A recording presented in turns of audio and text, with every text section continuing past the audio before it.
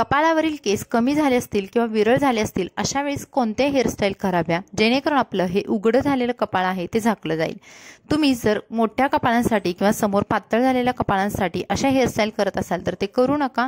तर त्यासाठी कोणत्या 5 बेस्ट हेअरस्टाईल आहेत ते आपण बघूयात। नमस्कार, पुन्हा एकदा स्वाती स्टाईलमध्ये मनापासून स्वागत। तर मैत्रिणींनो, तुम्ही जर मोठं कपाळ असेल किंवा कपाळावरील केस हे कमी झाले असतील तर अशा हेअरस्टाईल करत असेल तर करू नका। जास्तच विरळ झालेल्या केसांसाठी तुम्ही ह्या रोल हेअरस्टाईल केल्या तर कधी कधी आपलं कपाळ जास्तच उघडं दिसतं। त्याऐवजी तुम्ही ही फर्स्ट हेअरस्टाईल नक्की ट्राय करा, ज्यामध्ये तुमचं कपाळही मोठं दिसणार नाही आणि विरळ झालेले केस सुद्धा समोरचे दिसणार नाहीत। तर तुम्हाला काय करायचं आहे, केसांचं पार्टिशन करायचं आहे। एका पार्टिशन मधले केस आहेत ते असे बोटाने वरच्या साईडला नेऊन असे छोटे छोटे रोल करायचे आहेत। यामुळे काय होईल की केसांमध्ये जो विरळपणा आहे, जो 2 रोल बनवलेले आहेत त्यामधला जो विरळपणा आहे तो दिसणार नाही आणि तुमच्या केसांना आपोआपच एक बाउन्स येईल, एक कमान येईल। आता तुम्ही बघाल, इथे बघा माझे केस थोडे जाडसर दिसत आहेत समोरचे। पाठीमागून पिनने हा भाग सिक्युअर करून घ्यायचा आहे आणि समोरचे छोटे केस आहेत ते कपाळावरती ओढून घ्यायचे आहेत। या छोट्या स्टेपमुळे आपलं ओपन झालेलं जे कपाळ आहे तर ते पूर्ण केसांनी झाकलं जातं। ही स्टेप आपल्याला दुसऱ्या साईडला सुद्धा करायची आहे। आता आपण ही छोटे छोटे रोल बनवतोय त्यामुळे केसांमध्ये गॅप दिसत नाही आणि आपले पातळ जरी केस असतील तरी सुद्धा छान कमान येते आणि सुंदर अशा प्रकारे आपली ही हेअरस्टाईल होऊन जाते। अगदी कमी वेळामध्ये होणारी ही हेअरस्टाईल तुम्हाला आकर्षक लुक सुद्धा देते, शिवाय तुमचं कपाळ जे उघडं पडलेलं आहे किंवा जे मोठं आहे तर ते दिसत नाही। तुम्ही समोरचा लुक बघू शकता, दोन्ही साईडला आपण केस खालच्या दिशेने ओढलेले आहेत कपाळावरती। आता पाठीमागे या केसांचा बन कसा करायचा। आता भरपूर मैत्रिणींचे केस पाठीमागून सुद्धा पातळ असतात। अशा वेळेस तुम्ही या पद्धतीचा बन जर केला किंवा आंबाडा केला तर तुमचे केस बिलकुल पातळ दिसत नाही। तुम्हाला रबर बांधताना असा अर्ध्या केसांचाच फोल्ड करायचा आहे, अर्ध्या केसांपर्यंतच बांधायचा आहे। उरलेले खालचे केस आहेत ते वरच्या दिशेला न्यायचे आणि वरच्या दिशेला रोल करायचे। आता माझे केस सुद्धा तितकेसे दाट नाहीत, तरी सुद्धा बघा किती मोठा छान असा कोणताही डोनट न वापरता सुद्धा हा बन किंवा आंबाडा रेडी झालेला आहे आणि दिसतो सुद्धा तितकाच अट्रॅक्टिव्ह। तुम्ही ट्रॅडिशनल वेअरवरती किंवा एखाद्या फॅन्सी साड्यांवरती, ड्रेसवरती सुद्धा तुम्ही हा बन किंवा आंबाडा तयार करू शकता आणि ही झालेली आहे आपली फर्स्ट हेअरस्टाईल। हेअरस्टाईल नंबर 2 ही अति सोपी हेअरस्टाईल आहे। यासाठी तुम्हाला फक्त केस पाठीमागून गोळा करायचे आहेत। आता उन्हाळ्याचे दिवस चालू झाल्यामुळे आपल्याला केस मोकळे सोडायला खूप कंटाळा येतो किंवा खूप चिपचिपीत मानेवरती होतं, त्यासाठी तुम्ही ही हेअरस्टाईल डेफिनेटली करू शकता। केस पूर्ण पाठीमागून गोळा करायचे आहेत आणि आपल्या एकदम डोक्याच्या वरती असे आणायचे आहेत। बघा मी पोनीटेल, हाय पोनीटेल बांधलेले आहे। समोरचे दोन्ही आयब्रो पॉइंट पासूनचे समोरचे जे केस आहेत तेवढेच फक्त काढून घ्यायचे आहेत।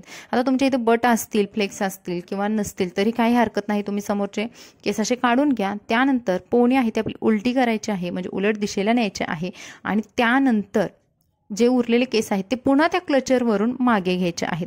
आता किती क्लचर वापरल्यामुळे जरी केस पातळ असतील तरी सुद्धा आपल्या केसाला छान बाउन्स भेटतो आणि खूप फंक्शनल किंवा खूप एकदम फॅन्सी अशी आपली हेअरस्टाईल दिसते। त्यानंतर पाठीमागे एका छोट्या रबर बँडने ही हेअरस्टाईल मी सिक्युअर केलेली आहे, जे उरलेले केस होते ते, आणि एक छोटी पिन लावून ही हेअरस्टाईल आपली कंप्लीट केलेली आहे। तुम्ही बघाल व्हिडिओमध्ये दाखवल्याप्रमाणे। त्यानंतर समोरचे जे केस आहेत जे ते आपलं कपाळ खूप मोठं दिसतंय किंवा आपलं कपाळ उघडं पडलेलं आहे, केस कमी झालेले आहेत, अशा वेळेस तुम्ही उरलेले थोडेसे जरी केस असतील तरी सुद्धा तुम्ही वन साईड असं घेऊन एक पिन लावून घ्यायची आहे मागे आणि आता तुम्ही बघाल तुमचं कपाळ बिलकुल मोठं दिसणार नाही किंवा त्याच्यावरती कमी झालेले केस सुद्धा दिसणार नाहीत आणि तुम्ही हेअरस्टाईल एन्जॉय करू शकता। पाठीमागचा लुक सुद्धा तुम्ही बघाल, तुम्हाला इथे आणखी वेगवेगळ्या प्रकारचे डेकोरेटिव्ह मटेरियल वापरून सुद्धा हेअरस्टाईल डेकोरेट करू शकता। आता बघूयात हेअरस्टाईल नंबर 3। हेअरस्टाईल नंबर 3 सुद्धा खूप सोपी आहे। यासाठी तुम्हाला काय करायचं आहे, एका साईडचे कोणत्याही उजव्या किंवा डाव्या साईडचे तुम्हाला केस, कानावरचे केस घ्यायचे आहेत आणि त्याच्यामध्ये फक्त समोरचे थोडे थोडे केस असे गुंपत जायचं आहे। आता काही मैत्रिणींचे केस खूपच पातळ असतील तरी सुद्धा तुम्ही ही हेअरस्टाईल करू शकता, कारण याच्यामध्ये आपण खूप छोटे छोटे केस घेतलेले आहेत आणि पूर्ण एका कानापासून दुसऱ्या कानापर्यंत आपल्याला हे केस आहेत ते रोल करत जायचं आहे। आणि यामध्ये एक वैशिष्ट्य आहे, म्हणजे तुमचे केस आहे ते बाउन्सी दिसतात, म्हणजे समोरचा रोल केस पातळ असतील तरी सुद्धा असा फुगीर दिसतो। हे जर रोल आपण पार्टिशन करून केले असते तर तेवढा उंच भाग आला नसता। तर तुम्हाला अशा पद्धतीने हा रोल एकाच साईडला घेऊन जायचं आहे आणि समोरचे छोटे केस पुन्हा कपाळावरती काढून घ्यायचे।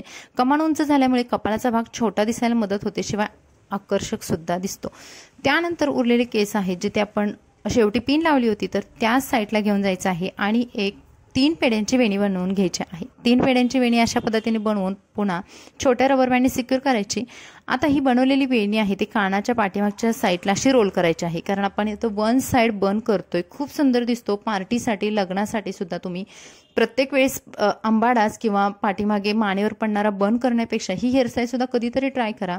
खूप सुंदर वाटते। मुलींपासून अगदी बायकांना सुद्धा खूप सुंदर प्रकारे दिसते हेअरस्टाईल। आणि एखाद्या रोज फ्लावरने ही हेअरस्टाईल डेकोरेट करू शकता।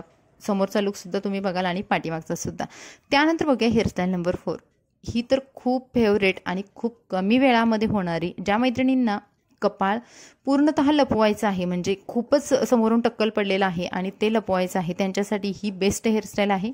तर यासाठी तुम्हाला केसांचं पार्टिशन करायचं आणि दोन्ही साईडचे केस आहेत ते असे छोट्याशा रबर बँडने समोरचे थोडे थोडे जे पातळ झालेले केस आहेत ते सिक्युअर करून घ्यायचे। आता बघा, हे जे सिक्युअर केलेले केस आहेत ते आपल्याला डायरेक्टली मागच्या साईडला असे न्यायचे नाही, तर थोडेसे लूज करायचे, समोर कपाळावरती ओढायचे आणि मगच हा भाग आहे तो आपल्याला पिनने सिक्युअर करायचा। डायरेक्टली आपण जर सिक्युअर केलं तर ते केस हलतात किंवा मागे पुढे होतात। त्याऐवजी तुम्ही एखादा रबर बँड वापरा, जेणेकरून केस घट्ट राहतील आणि किती मागून एखाद्या पिननं खेचलं तरी सुद्धा केस पुढचे असे टाईट होणार नाही, सैल राहतील आणि अगदी कपाळावरती पडतील। त्यामुळे हा भाग सुद्धा आपला कपाळाचा झाकला जाईल। दोन्ही बाजूने जर तुमचे केस विरळ झाले असतील तर ही हेअरस्टाईल नक्की ट्राय करा। पाठीमागून तुम्ही छान प्रकारे ओपन ठेवू शकता, बन बांधू शकता, आंबाडा सुद्धा करू शकता। आता इथे एका क्लचरने क्लिपने मी हेअरस्टाईल डेकोरेट केलेली आहे आणि पाठीमागून सुद्धा बघा किती सुंदर लुक आलेले आहे। आपले छोटे काळे रबर वापरल्यामुळे ते दिसत पण नाहीत। आता बघूयात हेअरस्टाईल नंबर 5। बऱ्याचशा मुलींना किंवा मैत्रिणींना पप हेअरस्टाईल खूप करायला आवडते, पण पप करायला गेलं की असं होतं बघा, मध्ये भाग तुम्ही बघू शकता पप आहे तो आपला मधून फुटतो आणि पूर्ण असं प्रॉपर पप येत नाही, किंवा पाठीमागून पिनने लावलं तरी सुद्धा मग तो खूप चपटा होतो।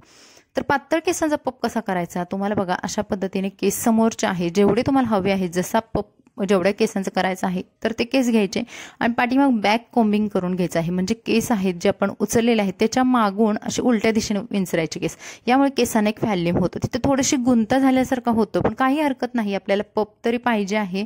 शिवाय आपण अशा पद्धतीने पिन वापरायची नाही। पप सिक्युअर करताना पिन वापरली तर हळूहळू तो लूज होतो, त्याऐवजी एखादा छोटासा डायमंडचा क्लच वापरा जेणेकरून पप हलणार नाही। आणि आता तुम्ही बघाल पातळ केसांचा सुद्धा हवा तेवढा मोठा आणि छान दिसणारा, कुठेही न फाटणारा पप तयार होतो। तर मैत्रिणींनो, बघाल तुम्ही या 5 हेअरस्टाईल होत्या जेणेकरून आपण आपलं कपाळ झाकण्याचा खूप प्रयत्न केलेला आहे। जिथे आपले केस पातळ वाटतायत तर तो भाग हाईड करून आपण सुंदर अशा 5 हेअरस्टाईल बघितल्या। तर त्यामध्ये तुम्हाला कोणती हेअरस्टाईल जास्त आवडली कमेंट्समध्ये सांगा। व्हिडिओ आवडला तर लाईक करा, चॅनल सबस्क्राईब करा। चला भेटून नवीन व्हिडिओमध्ये, बाबा।